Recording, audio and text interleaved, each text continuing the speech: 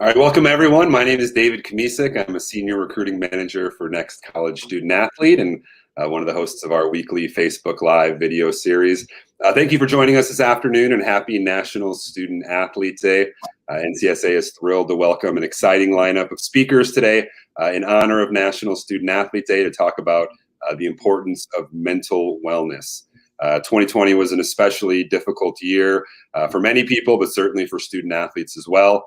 When sports came to an abrupt halt, it not only had a direct impact on student athletes' physical, but also their mental well-being. So today, NCSA has invited mental conditioning experts, as well as collegiate and professional athletes to talk about the importance of prioritizing mental wellness and what student athletes can do to stay motivated. Throughout the day, NCSA is going to host 3 live webinars, which will stream live on our Facebook, Twitter, and YouTube channels. I'm excited to introduce our first speaker today for Prioritizing Mental Wellness series, Lindsay Hamilton, who is the head of mental conditioning at IMG Academy. As the head of mental conditioning at IMG Academy, which is in Bradenton, Florida, Lindsay leads, develops, and facilitates a team of 12 mental conditioning coaches that oversee the mental skills development of over 1,200 middle school and high school age student athletes across 8 sports. For those of you that don't know, IMG is the world's most prestigious sports performance and educational institution. With its world-renowned boarding school and noted sports camps, IMG continues to set the standard for total academic, athletic, and personal development in youth student athletes. In her work with athletes and performers, Lindsay is responsible for the assessment, design, implementation, and evaluation of mental programming and effectiveness for multiple teams and groups on a weekly basis, through psychoeducational workshops, on-field skill training, perceptual cognitive training, as well as on the field or court. Her focus is on applying mental skills and cultural standards in representative environments to help people and teams achieve their goals both on and off the field. A little bit of information on Lindsay. She holds 2 bachelor's degrees from Chapman University in psychology and sociology, a master's degree from the University of Utah in exercise sport science with an emphasis in psychosocial aspects of sport. Currently is pursuing her doctorate in kinesiology at UNC Greensboro. I think she sells popcorn at all the games at IMG too. So a long list of accomplishments there. But Lindsay relentlessly encourages those around her to pursue the best version of themselves and also have a fun time doing it. So Lindsay's here today to tell us how to use imagery in your mental preparation and how that can help foster increased confidence and enhanced athletic performance. That is quite the introduction, Lindsay. No pressure. We're going to turn over to you to take it away. David, I appreciate that. And I think at this point, I could just walk off and we'll just say thank you. If you have any questions, let us know. Right. But it truly is. I'm just delighted to be joining you all today in celebration of National Student Athlete Day. So thank you so much for having me. And we'll jump right into it. We want to make the most of our time here. And we'll start by focusing on seeing yourself be successful. That's really what we're talking about today, is seeing yourself be successful, specifically focusing on building confidence through the use of imagery.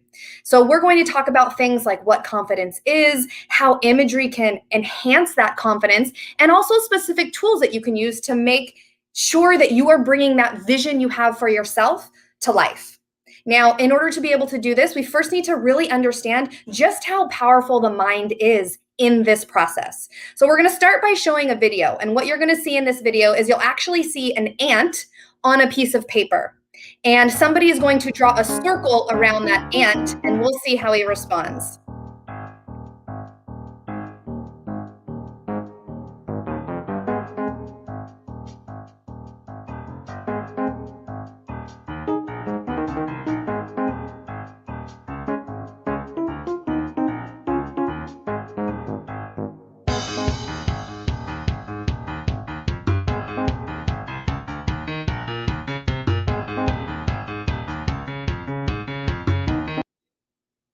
How wild is that? The ant is truly on a piece of paper and an ink circle is drawn around it. And the ant is then prevented from crossing the line. Now, what this ant believes about that line or believes about himself in relationship to that line is ultimately determining what he thinks he can do. Can he cross the line, or is he stuck where he is? And that's often what we find for ourselves in our own mind, is what we believe about ourselves ultimately influences what we think that we are capable of, what boundaries we might cross, or maybe what comfort zones we end up staying in. So really, our mind has a huge impact in whether or not we can use it as a weapon in our performance, or if it's going to be a weakness. Is it going to hold us back? And that's really where the mental conditioning piece comes in. Mental conditioning helps us to choose the mindset we want.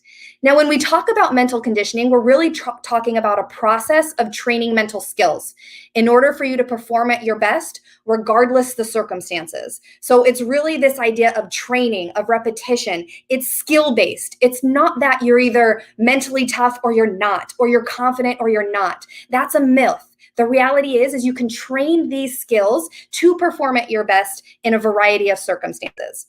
Now, the way that we really do this at IMG Academy is by looking at the principles of a high performance mindset.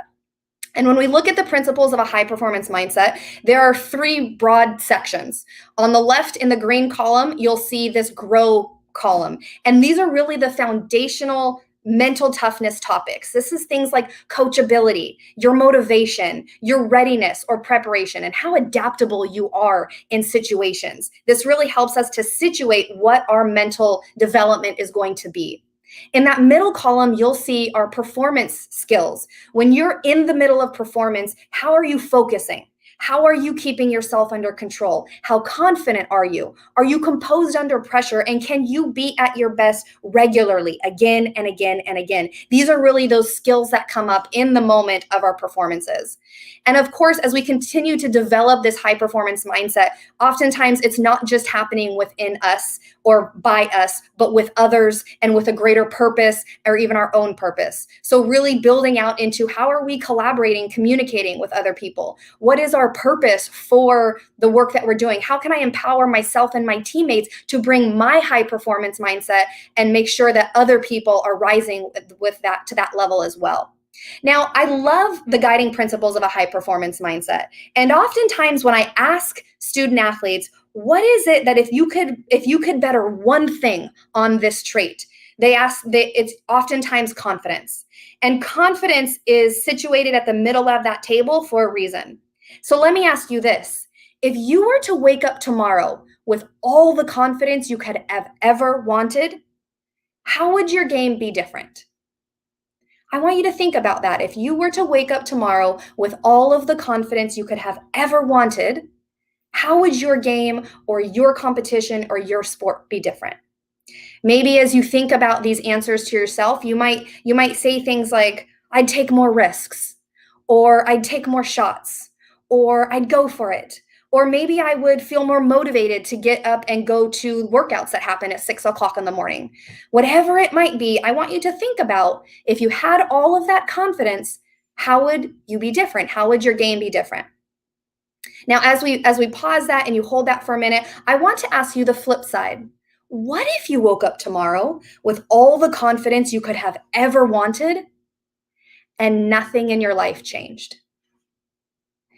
If you feel disappointed or discouraged by this, you're not alone, right? We want this confidence because of how it actually influences us, right? When we think about confidence, we don't want confidence just because it makes us feel warm and fuzzy inside. We want confidence because it's going to change our life in some way. And when we can use that confidence to engage in certain actions, that's when we start to see what confidence can really do for us and how we can leverage the full extent. Oftentimes as athletes, we hear that if you want to play well, you need to be confident. And there is research to suggest that when we're more confident, we tend to find our better performances more consistently. We tend to believe in ourselves, we tend to understand what we're capable of, and we're willing to take those risks. But have you ever not felt well or not felt confident and still played well? It's likely yes. Sometimes we come out of those games and we still have great performances, even though we weren't feeling it in that day. because it's a myth that you have to have confidence or you have to feel confident in order to perform well. And so I want to start by giving you the golden rule of confidence. And the golden rule of confidence that we're going to situate all of our conversation in today is that it's the actions of confidence that come first, and the feelings, they come later. It's the actions of confidence that come first and the feelings come later. What you do during performance is more impactful than how you feel about it. Now, this is really tricky because oftentimes people will say, well, I feel confident or I don't. But if we take ourselves outside of it and we look around to all the incredible competitors we have a chance to compete against, or the teammates that we have, we'll look at them and we'll say their confidence. And we say, well, how is that? How do you know? How do you know they're confident? Well, how they carry themselves and what they do in the middle of that game or that performance, how they respond to difficulties. So when we look toward others, we can identify the actions that make us believe that they're confident. But when we think about ourselves, we tend to think about how we feel and do I feel confident or not? So I want to demonstrate how these actions can really take ourselves toward confidence, even if we don't feel like that. So in order to do that, I'm going to introduce you. We're going to watch a video next. I'm going to introduce you to a woman named Heather Dorniden. Heather Dorniden is a track athlete, and she competed at the college level. Back in 2008, it was the 600 meter. As you watch this video, she's currently the person in third in line as they round this. So she's the tall one there at University of Minnesota, back there in third place currently. Let's watch her 600 meter final race.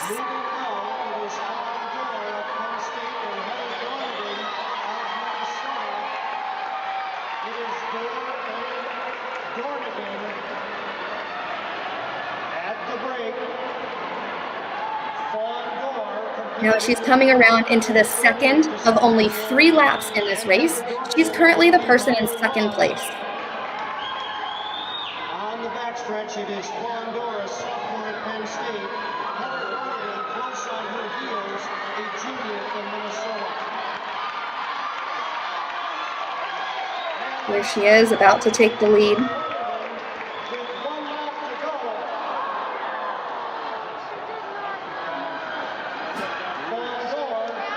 Now in last place.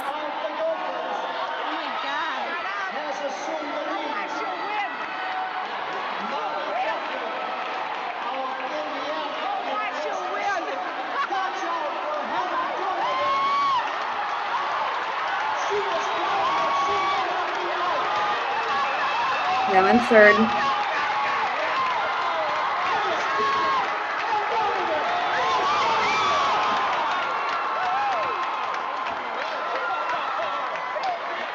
The race just ended. We're not quite sure how it finished yet, but wow, what a comeback. Let's see how she fared.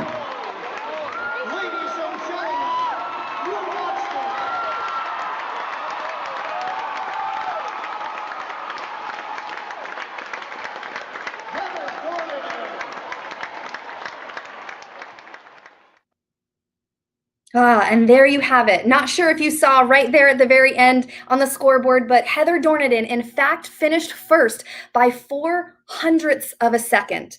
0.04 of a second. Now, I want you to imagine it's the indoor event finals for the Big Ten, and she's competing in the 600 meter race. And sure enough, everything that you've worked for, we trained for moments like this, and she gets there with 1 lap left, and she falls. She falls. Imagine, what could someone be thinking at that point? Oh my gosh, I can't believe this happened. Oh no, this is a problem, right? Because right in that moment, we surely don't feel confident that this is going to turn out. Now, when she put her hands on the floor, she, in an interview that she did after, describing her experience here, and she put her hands on the floor, the first thing that she thought of wasn't, I can still win it. It wasn't, I still feel confident in myself. What she thought, like most humans might, was, well, this is a problem. Because typically when you put your hands on the floor in the middle of an indoor track race, it's a problem. That's not typical form, as many of us know. But she puts her hands on the floor and says, this is a problem. Now, what she does in that moment is she gets up And the reason that she gets up is because in this particular event, the race is very close. The points that they have for Minnesota against their competitors, they're really neck and neck. And she thinks, if I at least finish, I will get 1 point for my team. I have to finish. So she gets up and she continues to run. And as she's running, as we watched in the video, you can see she starts closing the gap, right? And as she's going through that, she thinks to herself, maybe I can just catch this person. Maybe I can just catch this person. And she goes and she goes. And sure enough, as she's coming around on that last leg, she hears the announcer saying something like, watch out for Heather Dorniden. And she thinks to herself in that moment, yeah, watch out, I'm coming, right? Now, if we think back to the actions of confidence come first and the feelings come later, she didn't think, watch out, I'm coming, right when her hands were on the floor. No, what she did was she got up. She took the action to keep herself in the race. And as she got closer to that person, she took the action to try to catch the very next person in front of her. And only at the very end did she gather enough of that feeling of confidence because of the actions that she has built along the way. And that is a really powerful example. Now, one action that you can take to help build your confidence is imagery. And when we think about imagery, it's really focusing on how you see yourself. How you see yourself is an essential part of this because what you see for yourself matters. You know, whether you see yourself as succeeding in a specific event, whether you see yourself as accomplishing, learning a new skill, whatever it might be, what you see for yourself in your brain really influences what actions you actually take. Now, seeing yourself play, I'm sure many of us have, the night before a match or a competition, have seen ourselves perform. Maybe we've seen a highlight reel of how we played in the past. Many of you probably know of this as visualization or imagery, but ultimately it's creating or recreating images in your mind. Like I said, this probably isn't new to you. You've probably seen this before, and athletes do this all the time. One athlete in particular, just to highlight one, is Wayne Rooney, professional soccer player. He was one of the best players of his generation, arguably. He was the record goal scorer for the England national team as well as Manchester United. And I want you to listen to this quote talking about his use of imagery. And he says in this quote, he says, when I was younger, I used to visualize myself scoring wonder goals from 30 yards out, dribbling through teams. When I started playing pro, I'd lie in bed the night before the game and visualize myself scoring goals or doing well. You're trying to put yourself in that moment and trying to prepare yourself. It's important. Now, it is important. And here's one of the best players in the game who's able to use this visualization to keep him at the top of his game. In fact, he was so deliberate about it that he did it every single night before he played and even the morning of his game. Now, what he says is that it's really important, and it is really important because we can feel a sense of confidence, a sense of familiarity, but it's also really important for how imagery impacts your body. And that is a huge part of our ability to perform at the top of our level and have the confidence to do the things that we want to do. So what we're going to do now is we're going to watch another video that really focuses on how imagery in your mind, what you see in your mind, impacts your body and how it performs. Let's take a look. That the brain was static, unchanging, and locked, but our understanding has changed drastically to the point where we now see the brain as plastic and constantly changing. But what if I told you that simply thinking could affect not only the way your brain works, but its physical shape and structure as well? It turns out this is exactly what happens. From a neuroscientific standpoint, imagining an action and doing it require the same motor and sensory programs in the brain. For example, if you were to close your eyes and imagine the letter B, the primary visual cortex lights up in the same way it does when you look at the letter on the screen. Take a moment and imagine yourself writing out your signature with your dominant hand. Chances are, the amount of time it takes you to simply imagine doing it is similar to how long it actually takes to write it out. Try doing the same thing with your non-dominant hand and it actually takes you longer to write and imagine. How is this relevant? Well, because imagination and action are actually integrated and engage the same neural pathways, practicing one actually influences the other. One fascinating study took two groups and had them practice piano for 2 hours a day, except one group was only allowed to use mental practice. They couldn't touch the piano, but would sit in front of it and imagine practicing. The surprising result? The exact same physical changes took place in the motor cortex of both groups. and after 3 days, their accuracy in playing was the exact same. Beyond 5 days, the physical practice group did begin to excel faster, but the imagination group, when given the chance to practice physically, was able to catch up to their skill level quickly. Perhaps more incredible is an experiment which used imagination in an effort to strengthen muscles. Both groups did the same finger muscle exercises for 4 weeks, though one group simply did it mentally. Those who actually did the physical exercise increased their strength by 30%, while those who imagined doing it increased their muscle strength by 22%. This is because the neurons responsible for the movement instruction were still being used and strengthened, resulting in increased strength when the muscles actually contracted. So, while your thoughts don't have some mystical or magical power, mental practice is an effective way to prepare for a physical skill. Each thought actually changes the structure and function of your brain by affecting the neurons at the microscopic level. Though, as much as we wish you could sit there and become the next Mozart, it won't happen without a lot of hard physical work. But a little imagination never hurts. Okay, that was a whole bunch of information, so let's break it down. When they're talking about the science and the neurons in the brain, essentially what it's saying is that your brain can't tell the difference between what's real and what it's thinking about. So much so that when it's thinking about certain things that you're imagining or you're seeing yourself doing, it's actually sending messages to your body to perform those things.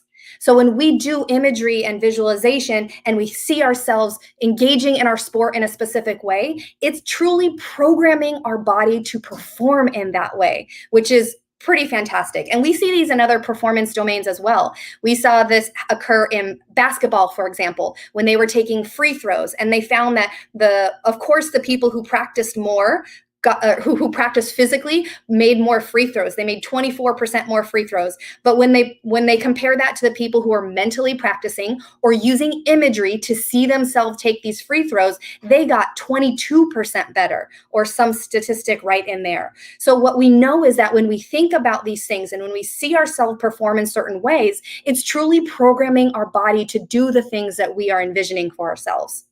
Now, the other part of this is that you can see finger muscle exercises. First of all, I didn't know that was a thing, but more so, the fact that people who did these exercises got 30% stronger, as we might expect. But the people who saw themselves or imaged themselves doing those exercises also got 22% stronger, which is just miraculous. But thirdly, I think the thing that he says at the end is very important. Nobody's going to call up their coach after hearing this webinar and say, hey, coach, not going to come to practice today. I'm just going to think about it, right? That's not the message. There is no substitute for physical practice. But what we do know is that when you image their practice in your mind, when you see yourself performing, it can facilitate that development that you see. Now, let's take a look at what this is like in the life of a real athlete. I want to introduce you to a woman named Emily Cook. Emily Cook is an Olympic athlete. She's trained for US Ski. She's currently retired, but specifically she competed in aerial skiing. So for those of you who might be unfamiliar with aerial skiing, it's that really cool event where they ski at lightning speed down this huge steep ramp, and there's a lip that they come up and they do all these tricks and turns and spins, and then they miraculously land on their skis down the rest of the hill and ski the way out. It's truly an impressive thing. Now, Emily Cook was competing for a spot on the US Olympic team back in 2002. And if anybody is a Winter Olympic fan, you'll know that in 2002, the Winter Olympics took place in Salt Lake City, which was also, in fact, where Emily Cook was from and was her training ground. So as an 18-year-old young woman, Emily Cook was trying to make the Olympic team in her hometown for the 2002 Salt Lake Olympics. Now, as many magical dreams for athletes come true, she did make that team in her hometown, and she was incredibly excited. Now, shortly before the Olympics were to begin, they often go and they compete in a championship up in Lake Placid, New York. And 10 days prior to the Olympics beginning, Emily Cook was competing in this competition and taking her second run, and she skied down the big hill and up the lip. And as she came up the lip, which you can see right here, a big gust of wind came and blew Emily Cook back onto the mountain, where she fell and unfortunately broke both of her feet. Imagine all of that work that you've put in and everything you've committed to you vanishing 10 days prior to your dream coming true. As you can imagine, Emily Cook was devastated, and her injuries were quite incredible. She had to undergo multiple surgeries. In fact, she even participated in some controversial surgeries like fusing bones together to give her a chance to ski again, because when she first got injured, the doctor said, "You might not walk again, let alone ski." Surely she wasn't going to be satisfied with that answer. So Emily Cook did her surgeries. She was sidelined from the sport for years at a time. She did the rehabilitation that you would do in those scenarios. But while she was going through this process, she also picked up a regular practice of imagery. And she would watch herself in her mind perform the tricks, the moves, see herself succeed. And aerial skiing is a really technical sport. So very small movements have big impacts on how it turns out. And she would see herself. Now, after 3 years, she was finally able to get back onto the snow again. And she started training now live in the snow. She continued with her imagery practice. And with 1 year out from attempting another Olympics, she did get selected for the team. And it was truly a remarkable thing. Now, what's really remarkable about this story, not just the resilience that Emily Cook showed through imagery, and not just showed through her rehabilitation, but when she made that team, the coach who selected her, who happened to know of her as an athlete prior to this, the coach who selected her said, Emily Cook was now a more technical skier, a better technically skilled skier than she was before she got injured. Imagine, sidelined from the event as a whole for 3 years, only able to practice off the snow on dry land, but see herself perform these moves, try new things, really get the technical aspect of her work together, that she became, in the eyes of an expert coach, a more technical skier now than she was then, which truly is a remarkable testament to her efforts and also the power that imagery can have and how it prepares our body to perform the way we want to perform. So Emily Cook actually did go on to get selected for that team. She competed in 3 additional Olympics, which is remarkable. She finished as high as 8th, which in U.S. aerial skiing is a tremendous feat, had won all sorts of other national and international championships and had a stellar career. And she attributes a lot of her success specifically to this imagery. So now I want to give you an opportunity to do some imagery for yourself. And we'll start off pretty basically, and then we'll add in some skills and tools. So I want you to see yourself. I invite you to even close your eyes at this time. See yourself on your field of competition. Maybe it's grass, maybe it's a court, wherever it might be. And I want you to see yourself engaging in your play. How are you engaging with the ball? How are you setting yourself up? What movements are you making? I want you to think about, what are you seeing in yourself be successful? If you're having trouble seeing yourself in your image, think back to a time where you maybe performed successfully.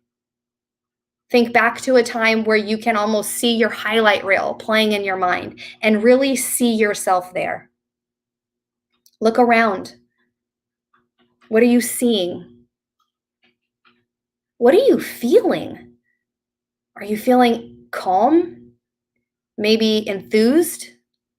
Are you feeling focused? Really draw your attention to what it is that you see, what it is that you feel. I might even invite you to think about, what is it that you hear? Can you hear the bounce of the ball or the wind through the net or the flag? Maybe you can hear your coach providing instruction or a teammate cheering you on. What can you hear? Really bring that image into your mind. Now, go ahead and open your eyes for a minute. And as you think about that experience, even that one repetition that you just went through is programming your body to perform. You just sent those messages to your body of how you envisioned yourself performing. But as you notice, when we're performing, we don't just see things. When I talked you through sort of some of the things that you might include in your image, I asked you, what are you hearing? What are you feeling? And we're really drawing our attention to some of these other senses, the other senses that we use when we live and when we perform. What do you see? Was it dark or was it light where you were? But what did you hear? Did the coaches talk to you? Did you hear that ball? Can you hear or what can you feel? Can you feel your foot on the grass? Can you feel the ball in your hands? Whatever it might be, the racket, the grip on the racket, whatever it is, thinking about some of these other senses is a really critical part of imagery. And in fact, it's what differentiates imagery from just visualization. Visualization is when we just see something. We visualize what it is that we want to bring into our life. But imagery is really incorporating these other senses. And that's one way that you can advance the imagery that you might already be doing, is dialing in on, how do I feel? What am I seeing? Most importantly, how does my body physically feel? What's the demand on my muscles right now? How much range of motion do I have? Really bringing that kinetic sense into what you're doing. And the reason that this is important is because it further connects that mind-body connection. So if we're using imagery to help us build our confidence so we can be familiar with what it is we want to do, we can remind our body what we're asking of it, that we want to make that connection as strong as possible. As strong as possible. And so by bringing in our other senses, we're creating that vividness. We're creating that image as strong as we possibly can in order to make that mind-body connection as real as it can be to have the greatest amount of impact. Now, we're gonna watch a video here in a minute of an example of an athlete doing imagery and the things that he's taking into consideration. In the video, you're gonna see Robert Lewandowski, who is a Polish professional soccer player. He played striker in the Bundesliga, and he was the captain of the Poland national team. And he's renowned for scoring goals, widely considered one of the best in the world at his position. He's scored over 500 senior career goals between club and country, which is just remarkable. And this is some of the things that he takes into consideration and really pulling all of these senses and these visions together. Let's take a look at how it goes for him. You use the same part of your brain to visualize an action as when performing it for real. So the night before every match, get yourself game ready by mentally rehearsing scenarios you're likely to face.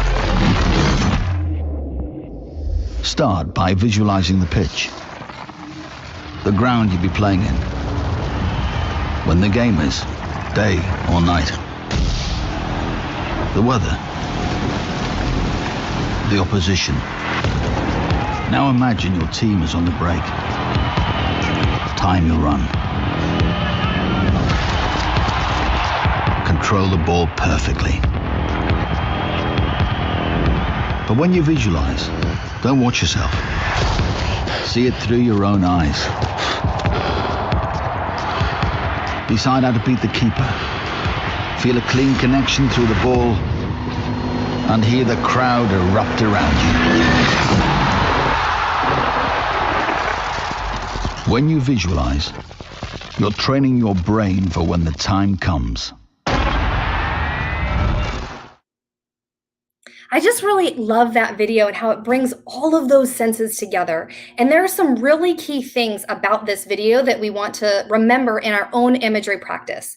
The first is that it's practice, and that Lewandowski did this at night before the game, and he made it a continual part of his routine, just like we talked about Wayne Rooney doing the same in terms of his practice. Secondly, that he incorporated all of these senses, right? He saw what it looked like. He saw the opponents around him. He felt the touch of the ball. He could hear the crowd erupting. He even incorporated his own decision-making. Where am I going to place this ball? And what does it feel like when I make that connection? These details are really an essential part of how we incorporate that imagery and really get the most use out of it.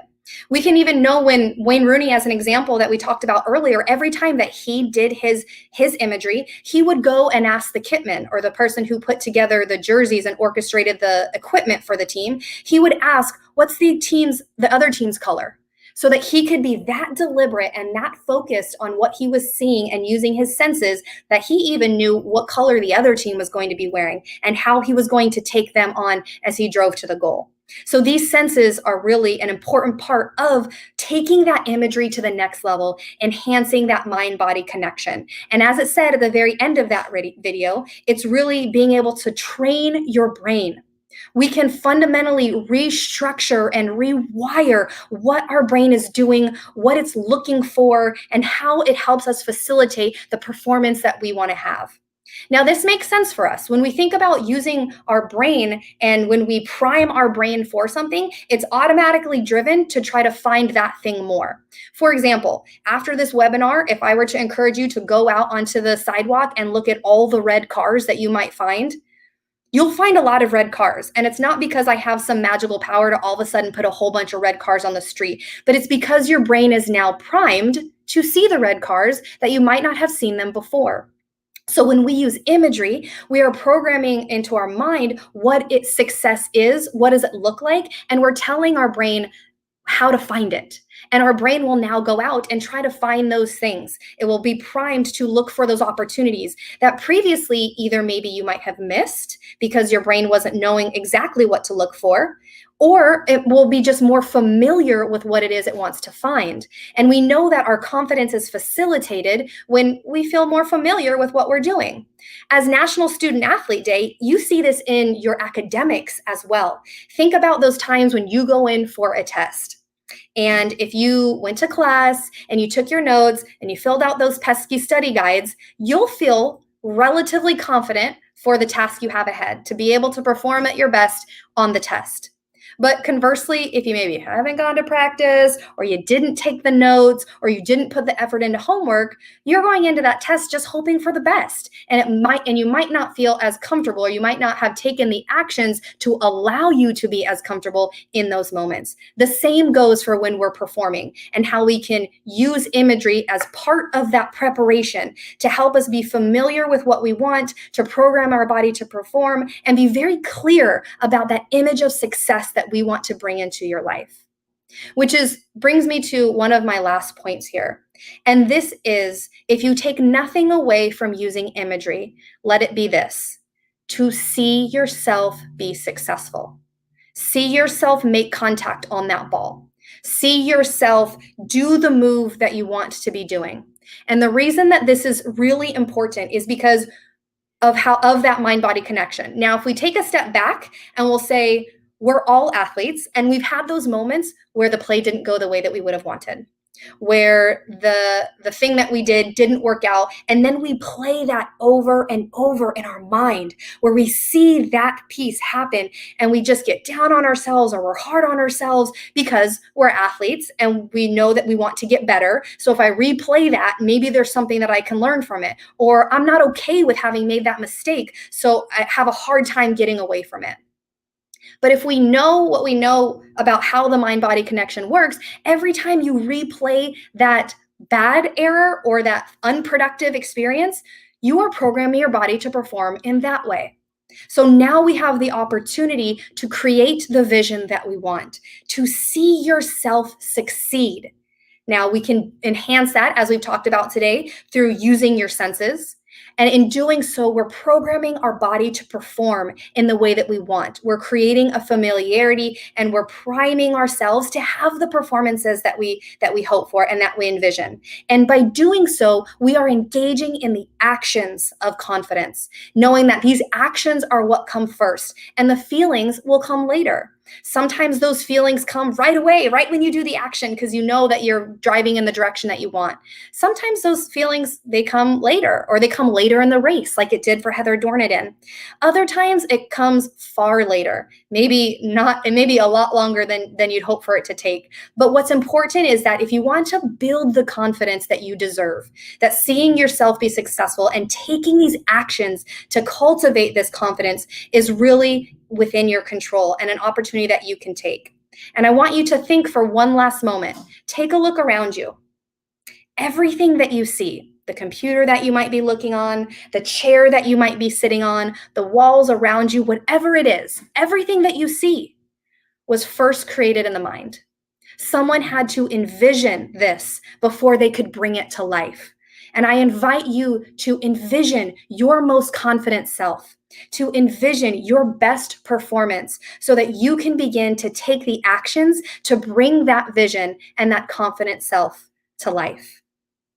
So I certainly want to thank everybody for joining me in this journey of building our confidence through just one tool today, our imagery. And I'm really looking forward to hopefully answering any questions you might have about our imagery, our confidence, or other aspects of the mental game. So awesome. David, how are we doing? I'm doing great. I was just envisioning myself asking you some amazing questions. So I was Perfect. in my mindset, but a lot of great information talking about not just the physical, but obviously the mental aspect of sports and athletics and preparation. We do have a question here from Chris, who's curious. Can you speak a little bit on body language? Obviously, mental, physical, but body language of an individual. Talked about the highs and the lows, your body language can change, but the body language aspect of this as well. Yes, that body language is huge. And we know we are looking at our body language all the time. I mean, even when you're coming out for competition, what's the first thing you do oftentimes is you look over and size up your competitors, right? And we tend to make assumptions about body language or about their confidence or their abilities based on how they're carrying themselves. And the same thing happens for us. Now, body language obviously is super tied to both our mental and our physical responses. So when we often have poor body language is when we're emotionally nervous or we're upset or the things that are tied to that. And that makes sense, right? And then we have good body language after we score and we have the victory pose and we have our head up, we're high-fiving people. It's really great. Now, the cool thing about body language is oftentimes we feel like we have to change our mind in order to get our body to follow suit. But if you were to sit in your chair right now and you were to get as small as possible and hang your head and cross your legs and be upset, and I were to say, in this situation, I want you to say out loud, "I'm awesome." It feels super awkward, right? Because our mind and our body are too connected for us to be able to work through that incongruence. So while oftentimes we think we need to be able to have a certain mental response versus and then creating, have our body language follow from that. The reality is we can shift our body language to be able to bring our mind where we want it to be. So even in those moments where you're feeling discouraged because of that play that you just let get by, or because you didn't get the point the way that you were hoping for, in that mind, it's normal to feel upset. It's okay to take a breath and pick your head up anyway. It's okay to hold your shoulders back and stand strong because you're telling your body that you're prepared for what's next and you're inviting your mind to come with you. It's often a lot easier to change our actions and our body than it is to change our mind. So we can leverage our body language. If you have bad body language, that doesn't mean you're weak. It means you're human, right? Like these things are tough, but we can again focus on the actions we want. Instead of how we're feeling about that moment, we can engage in those actions by having that good body language. And that can be tough for adults, let alone for middle school and high school athletes who are sometimes questioning so many things in life, let alone the sport they're playing. So it can certainly be a challenge, I'd assume. Yes, it really is. And it's in many ways, the body language is interesting because oftentimes people will feel like they want to demonstrate bad body language so they can show to other people that they're not satisfied with what happened.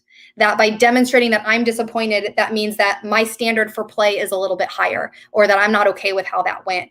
And it's hard for adults, and it's really challenging for kids, especially because we see it everywhere, right? Like athletes see good and bad body language show up, and they feel like, well, if things go bad, then I culturally need to demonstrate that I'm not okay with this either. So keeping that body language and as the step that you want to take first really helps us to build that actions first over confidence. Over feelings. And actually it's something that you can incorporate into your imagery.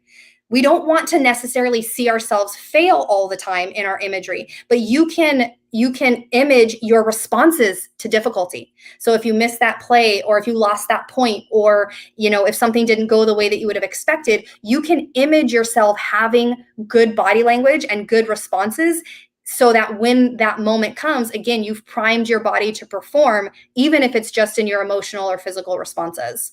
Awesome. Well, and any questions that anyone has that's tuning in, feel free to jot them down there at the bottom of the Facebook page. We'll get to as many as we can here in the next 15 minutes or so. A selfish question here a little bit, but it's a great question from Nathan. What's your involvement with IMG at camps this summer? I mean, are you able to get out and do some mental conversations with student athletes and families, or what's your involvement with some of the camps that IMG holds? Oh, absolutely. So we certainly do mental conditioning with all of our full-time athletes here, but when it comes to our camp, we do mental conditioning with all of our camps as well. And we are very lucky to be able to continue to host camps with a lot of protocols in place to make sure that the health and the safety of the campers and the student athletes and the staff are at the highest level. But every person that comes into these doors, regardless of whether it's baseball camp, soccer camp, tennis camp, everybody gets a mental conditioning session as a part of their sport experience, which is really awesome. There's certainly opportunities to even elect into additional mental training that gets a lot more specific to the needs of the smaller groups, but everybody gets to experience mental conditioning. Usually we'll get a topic for the week, or we'll have conversation about what the mental demands that people are experiencing. And then our main priority is that we provide tools that our student athletes can walk out of the room with and either try right then on the spot, or ask themselves a question differently, or reset their intention so that their mind becomes something that they are leading with, so that they're not waiting, taking the chance that their mental game is going to show up, that they are prepared with the tools and the skills to bring the mindset that they want. But surely everything happens in camp too. So we're really excited about that and looking forward to being able to facilitate those further in the summer. Sure. A phrase that you hear a lot in sports is mental toughness, which I think kind of culminates with what you've been talking about. How do you grow your mental toughness? I mean, it can be, again, hard. I can think back to Little League Baseball, giving up a game-winning hit as a pitcher and crying my eyes out after the game. I can still remember those sort of moments. So how does somebody improve their mental toughness as an athlete throughout their growth to put themselves in a position where you can hopefully forget about the negatives as much as you can and really focus on the positives, focus on the next step versus looking back in the past? Yeah, I love this question because to be honest, it's such a real part of sport, whether you're at the youth level or whether you're in the professional space. Like, these failures and everything is really inevitable, unfortunately, right? We know at the end of every season, only one team's on top, and next year it's probably someone different. So being able to be resilient through difficulties and failures is an important thing. And, mental toughness is certainly the terminology that coaches use, that we hear often, that people want to be mentally tough. And what we're really talking about there is they want to be able to mentally manage themselves through difficult times, right? So I actually prefer the term mental flexibility, because when we think about mental toughness, we just need to put our blinders on and we need to go through this hard time and hope that we come out successful. But if we're able to take a step back and look at it more nimbly, and mental flexibility, that means that I can adjust and I can pivot and I can develop with this, and in so being open to more self-awareness and more opportunity. And the reason that this is important is because there's really two ways to develop our mental flexibility and having a high-performing mindset. And the one way is very skill-based, right? Well, they're all skills, but very much like, in this moment, what am I going to do? And how do I build this repetition in so I can draw on that skill when I need it? So we talk about things like breathing, and you don't just breathe in the moment when you need to settle yourself. You need to have breathed before you got there. And there's very, very specific ways, right? Being able to refocus using specific focus cues. You don't come up with focus cues in the middle of the moment that you need it. You will have trained and thought through that process and practice what your routine is when you need that focus cue, when you need that focus to show up for you. It's very similar to training physical skills in sport or in weightlifting or in whatever it is that you're putting that demand on your body to perform. Nobody walks into the weight room and hears the strength and conditioning coaches talk about how important it is to do to do squats and then say, thank you, I'll see you next week, and then get mad when they come in next time and talk about squats. No, you sit there right there and you do the squats, right? You get the repetition in, and they come the next week and they do squats again because they keep getting stronger, right? And I think when we have that lens of mental conditioning, like how are we building in the repetition for this mindset to be trained so it can be there when we need it, not hope that it shows up depending on if we've scored the first point or not. Sure. Question here from Tony. This obviously, I think, really is relevant to the past year with COVID and kids not being able to play their sports in some cases, and everything that's been happening. What do you recommend for athletes who haven't been able to maybe be on the field and get that physical development or have that mental development as much since everything that's happened here over the last year or so? Yeah, it's such a unique time. I mean, how many times has everybody heard that? But it's very true, particularly in athletics. And I think it's one thing to think about is being able to take a breath and acknowledge that this is impacting a lot of people across the globe. And oftentimes, I think one thing that differs between being out sidelined because of COVID and being out sidelined because of something like injury is you constantly have this feeling that everybody else is getting better or I'm getting worse. And the reality is COVID is impacting so many people on such a broad level that everybody's developmental level is really, really different. And I think that as people continue to be in under whatever COVID protocols that they can do, there are a couple things that they can do to keep themselves engaged. One is to set up your environment in a way that allows you to engage in sport in whatever way that you can. And doing so in a way where, okay, this is the time that I'm going to try to engage in my sport, whether it's watching film, right? Whether it's doing some reflection on your goals or or on what you tried to accomplish previously, or where do you want to go from here, and doing all of the work that we don't often have time to do because we're constantly training, but really taking the opportunity to leverage, calling up other players and other coaches to get their perspective on the game. There's so much that we can actually do to expand our knowledge and our IQ and learn from others, to watch film, to break things down that can have a significant impact in our ability to get better. And even when we can't get touches on the ball or when we can't have the racket in our hand.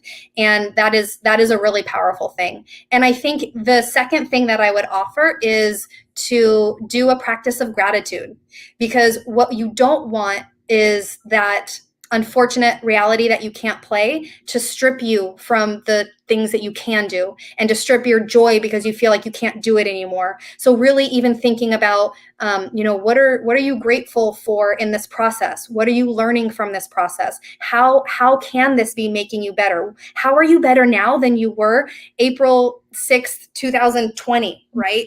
So much has happened in that year. And I guarantee every student athlete, because of having gone through what we've gone through in the last year, is better if we simply take the time to look at it. Now, that's not to say that the year was good. Maybe for some it was, but there absolutely was good in the year. And if we allow ourselves to reflect on that and find those, then it allows our purpose to stay with us. It helps us with our motivation, and we can continue to develop even in this really difficult time. Positivity over negativity, right? So yes. We got a question here from Robert. A lot of student athletes or individuals that are new to this thought process. How should a beginner to imagery and mental preparation, where do you start? Well, what's a good starting point here, Lindsay, for someone who's tuning in and just trying to figure out, all right, this is a great idea. Where do I start? How do I start to improve that part of my mind? I love that question. So one of the first places to start, I would probably encourage someone to think about one of their better performances. So it's oftentimes easier to begin re-envisioning something that has occurred because you already have a mental picture of what that looks like. So maybe you're thinking about a performance that you have had, and that could even be in practice. Maybe it was in a competition, maybe it's recently that you can start with, and then pay attention to what was included in that success. How did your body feel? What was the environment like? Again, bringing in some of these senses.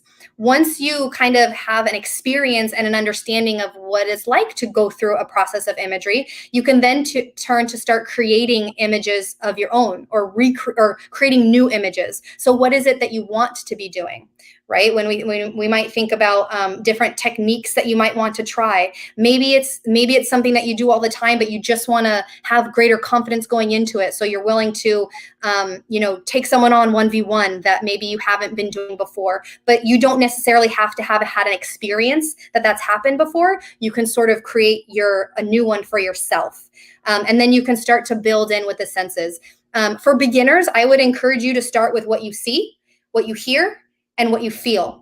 Don't feel like you have to add in like smell or taste, things like that, especially at different ages. People may or may not, their brain might not be developed to have that real strong sense yet. So I would rather people more consistently begin by imaging something with what they see and what they feel for 2 minutes a day, rather than somebody getting started and say, okay, I have this big grand image and I'm imaging for 10 minutes and I do it again on Tuesday and then I stop doing it. Because what we know is that it's the repetition that builds the confidence. It builds that programming. So for a beginner, I would say start with something that you already know. Really trim the senses for what you want to, for what you see and what you feel, and then do less more often. So do 1 or 2 minutes of imagery more frequently every day, and even tie it to something you're already doing. Maybe while you're brushing your teeth, something that you do every day, hopefully, that you can think of this image. It takes you just a couple of minutes and you're going to do it. Or maybe it's while you're lacing on your shoes to get ready for practice. Tie it to something you're already doing so you have that routine. But again, it's doing less more often and more consistently is better than something big and then falling off. All right, I got one more question for you. A lot of great information. Is there a shift in an individual who's playing an individual sport versus maybe a team sport? So a golfer, a wrestler, a track athlete, a swimmer versus someone on a football field or basketball court. Does that differ at all in terms of the imagery where you're doing something by yourself versus when you're on a field with 10 other people or whatever the case is?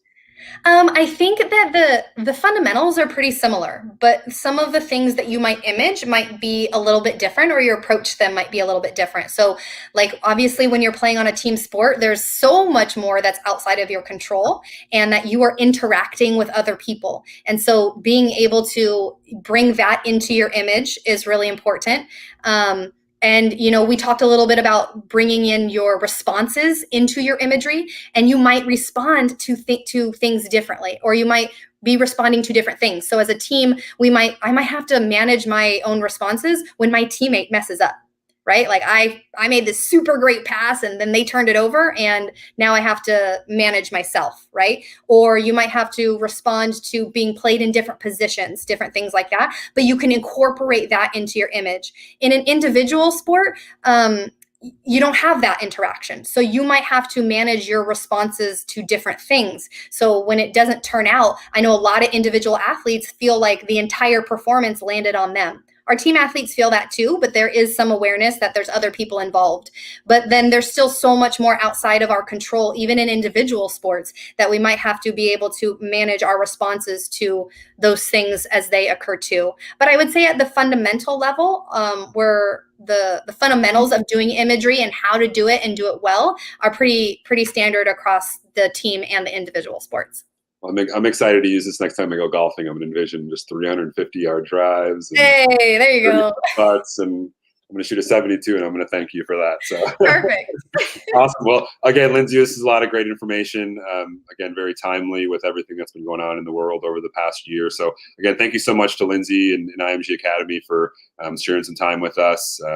Again, a lot of valuable information. And we will have this recording on our Facebook page. So if you do want to share this with anyone, you'll be able to watch it and tune in and relive some of Lindsay's great advice. So again, thank you so much, Lindsay, for hopping on and sharing some time with our families here on National Student Athlete Day. Again, we're not done. We have two other speakers joining us throughout the afternoon. Again, 2:30 p.m. Central Standard Time, 3:30 Eastern. Former University of Michigan basketball athlete Austin Hatch.